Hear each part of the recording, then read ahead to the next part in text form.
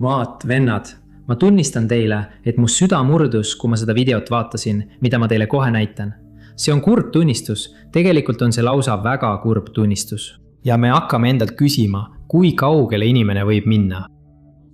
Vennad, inimesel on juba patu tõttu kuri loomus, aga kui ta annab vaenlasele võimaluse, siis vaenlane põhjustab nii suure hävingu. Aga ma näitan sulle, et selles loos on väga oluline õppetund nii mulle kui sulle. Seetõttu tahan, et sa jääksid lõpuni, sest lõpus saab kogu video mõte selgeks. Seega on väga oluline, et sa vaataksid seda koos minuga. Ma tahan siin jagada mõningaid väga olulisi tõdesid, mis kehtivad eelkõige mulle ja ka sulle, eks. Me kõik oleme vastuvõtlikud sellele, mida ma sulle videos näitan, eks. Nii et vaata koos minuga, see on Maisa Ribeiro video, naine, kes jutlustab, pastor. Tal on siin YouTube'is kanal ja ma olen kindel, et sa jääd sellest loost jahmatama. Kuule tähelepanelikult, väga tähelepanelikult. Ma räägin teile ühe loo. 20 aastat tagasi olin ma ühe ühingu juhatuses ja ma kuulsin üht kõige õõvastavamat lugu, mida ma oma elus olen kuulnud. Ja võib-olla mõned teist on seda lugu siin omavahel juba kuulnud. Ja kui te olete seda juba kuulnud, siis meenutate seda lugu koos minuga, valuga. Ühel korral ühes kirikus kusagil Brasiilias. Üks noor neiu palus luba, et minna ette rääkima mikrofoni. Ta käis selles kirikus juba aasta, võib-olla natuke rohkemgi. Ja ta võttis mikrofoni sellelt neiult, kes lõpetas hingamispäevakooli ja ütles, ma pean teile oma patust rääkima. Ja inimesed olid tardunud ja vaatasid teda rääkimas. Ja ta ütles, ma tahan teile rääkida. Sel hetkel oli kirikus ka pastor, kes seal ennast midagi sättimas. Pastori naine koos 2 lapsega oli seal, rohkem vasakul pool, minu vasakul, ja kogu kogudus oli seal koos. Te teate, et hingamispäevakooli ja jumalateenistuse vahel on kirik päris täis. Ja ta ütles, ma pean teile oma patu üles tunnistama. Ja patt, mille ma pean üles tunnistama, on see, et ma olen pastori armuke. Vaatas seda neiu. Kui ta seda ütles, minestas pastori naine kohe seal samas. Ja lapsed jooksid appi. Ja pastor tuli tema juurde ja ütles, mis sa räägid? Kas sa oled hulluks läinud? Mis sul viga on, tüdruk? Ta vastas, ma pidin rääkima. Ma pean oma probleemi lahendama. Ma pean su hinge päästma. Ma pean sind aitama. Taanlased kasutavad alati seda, ole ettevaatlik. Ma pean aitama. Nad kasutavad alati sõna abi, eks. Ja sel hetkel läks kogu kirik ärevile. Ma ei pea ütlema, et jumalateenistust ei toimunud. Jumalateenistust ei toimunud. Nad ei suutnud jumalateenistust läbi viia. Pastori naine tõsteti sealt üles ja viidi välja. Pastor ei teadnud, mida teha. Ta hakkas ütlema, vennad, palun, see on suur arusaamatus. Tema ütles, ei ole kallis. Ma pidin ütlema, ma pean sind päästma ja sina pead mind päästma. Ja ta viidi väikesesse tuppa. Pastori naine läks talle järele ja hakkas temaga rääkima. Ja rääkis temaga. Ja oli väga suur segadus. Ja ta ütles, vaata, ma tõestan sulle, et see on tõsi. Olgem nõus, et keegi ei saa kunagi teada. See oli väga hästi tehtud asi, aga ma pean sulle rääkima. Ja ta rääkis seda pastori naisele. Pange hästi tähele, mida ma ütlen. Ta ütles, saad mind uskuda ainult ühel viisil. Tule siia. Su mehel on märk oma suguelundil ja see märk on selline, selline ja selline. Ja naine vaatas talle otsa ja uskus teda kohe. Kas tead miks? Sest see pastor polnud kunagi kellegagi seksuaalset kontakti omanud. Mitte ühegi inimesega, ainult oma naisega. Nad abiellusid neitsitena. Ja ta ütles, keegi ei tea seda. Kuidas see neiu seda teab? Kas sa suudad ette kujutada, mis see on? Ja ta polnud seda kunagi kellelegi rääkinud. Ja pastori naine hakkas teda uskuma. Ja ta rääkis üksikasju pastori keha kohta. Üksikasju tema kohta. Isegi asju, mida ta unes rääkis. Pane tähele. Ma ei pea teile ütlema, et see abielu sai läbi. Selle pastori kogudus sattus sellisesse pankrotti seisu, et ei kujuta ettegi. Üks sõna, nagu Jaakobus ütleb, võib inimese elu igaveseks ära rikkuda. Kas sa tead, kui palju aastaid sellest loost möödas on? Kuni ma sain teada, sellest oli möödas 20 aastat, kui ma teada sain. Juba oli möödunud 20 aastat sellest, kui see juhtus. Miks ma sellest loost teada sain? See oli ühel koosolekul, ühes komisjonis, ühes ühingus. President kutsus meid ühel päeval kokku ja ütles järgmist. Vennad, ma vajan teie abi ja palvet millegi pärast. Mis juhtus? 20 aastat tagasi juhtus see lugu pastoriga ja ta rääkis meile kogu loo. See juhtus ühes sellises kirikus ja me võtsime selle pastori tegevusloa ära ja see pastor läks maale ja jäi üksi. Tema naine on abielus, tal on teised lapsed, ta elab oma elu. Aga mind kutsuti, vaata, president räägib meile. Mind kutsuti. Mõni päev tagasi ühe proua koju, kellel olid täiesti valided juuksed ja kes oli vähki suremas.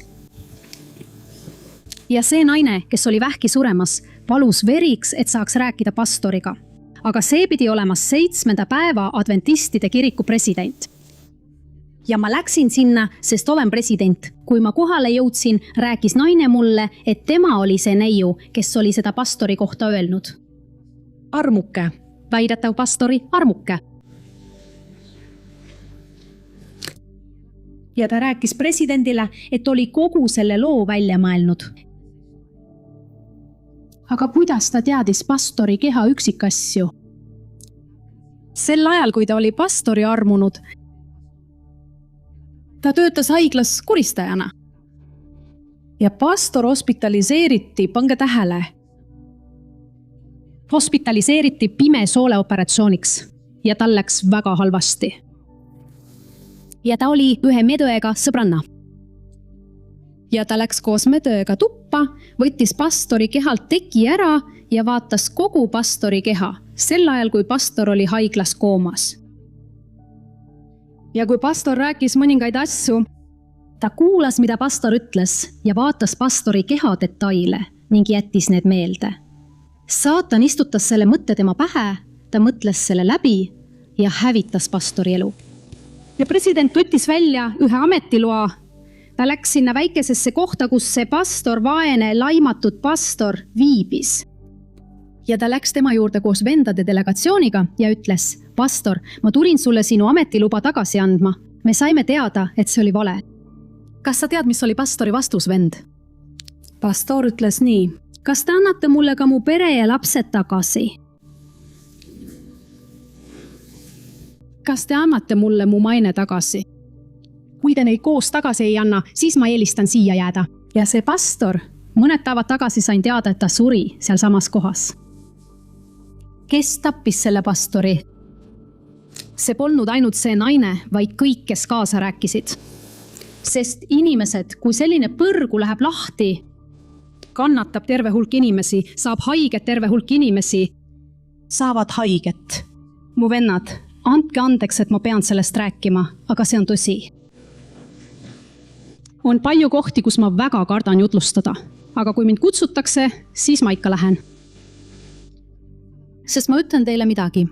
Eile õhtul mainisin, et nende tõdede kuulutaja elu on väga raskendatud. Selline asi levib suust suhu, nii et lõpuks ilmub välja põrgu. Kas meie seas on olemas tanitasid? Taevas on nii imeline koht. See ei ole seda väärt, mu vennad. See ei ole seda väärt.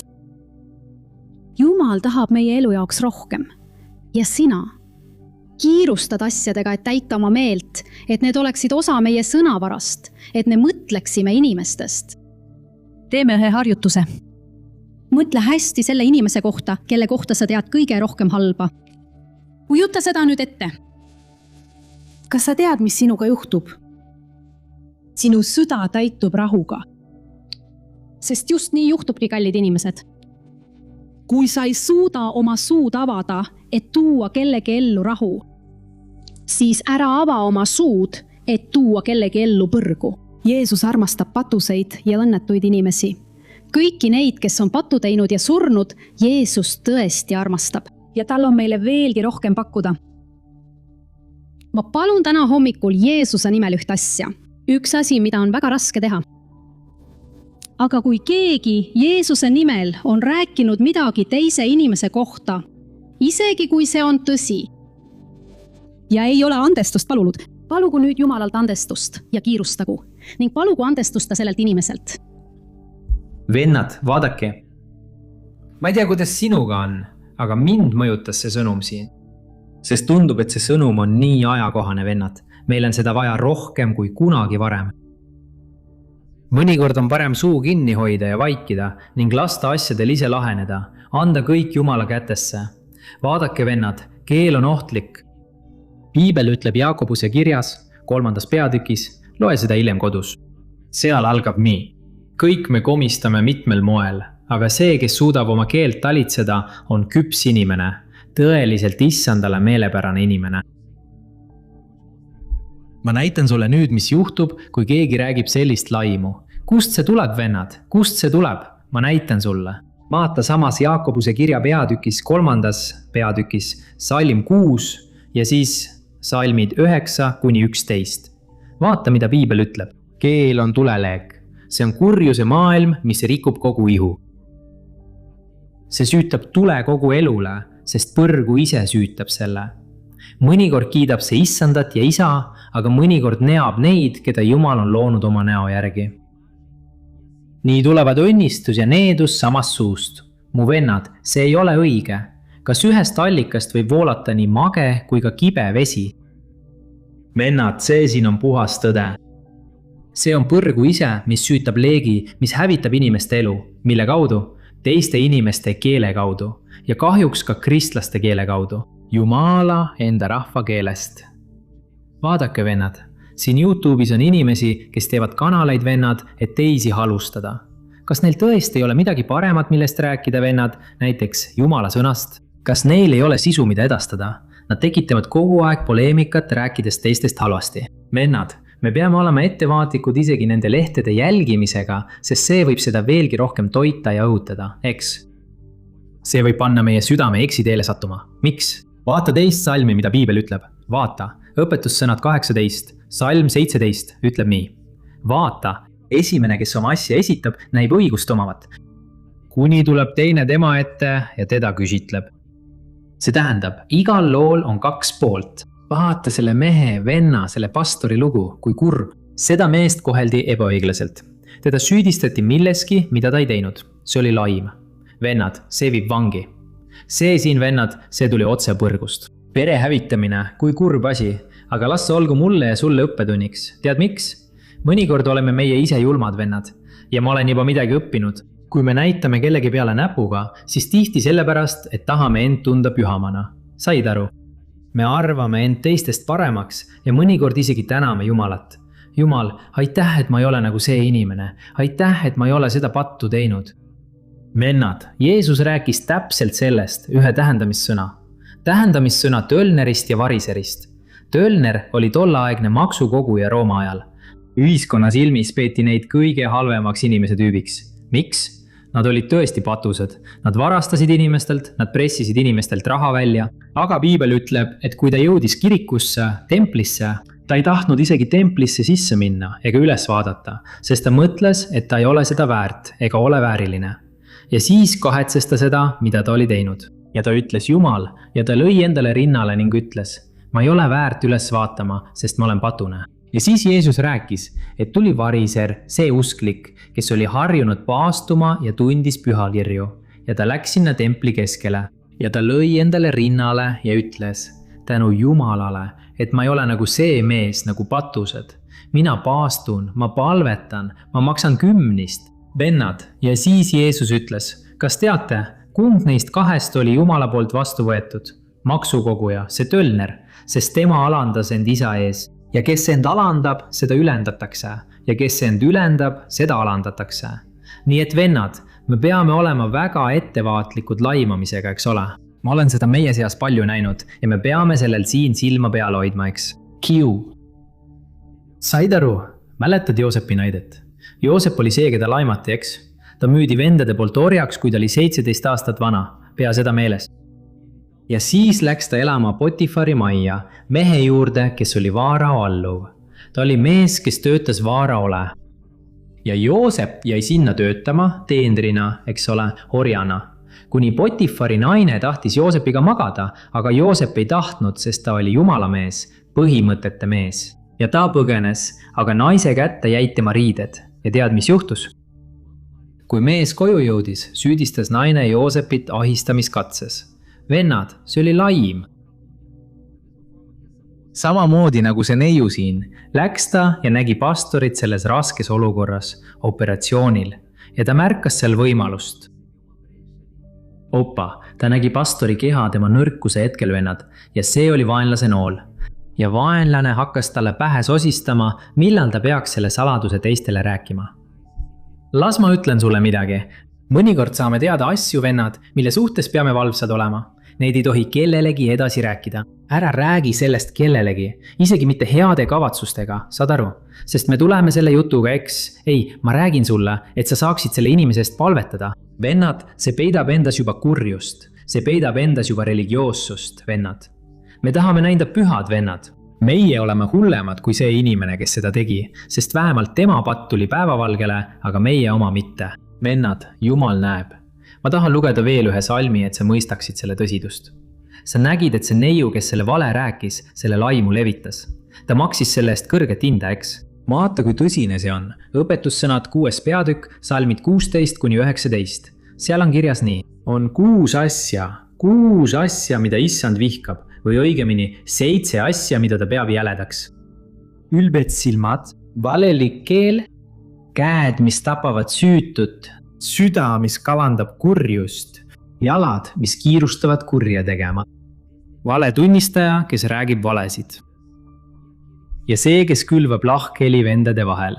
Vaata, ma ei taha olla selles nimekirjas, vennad.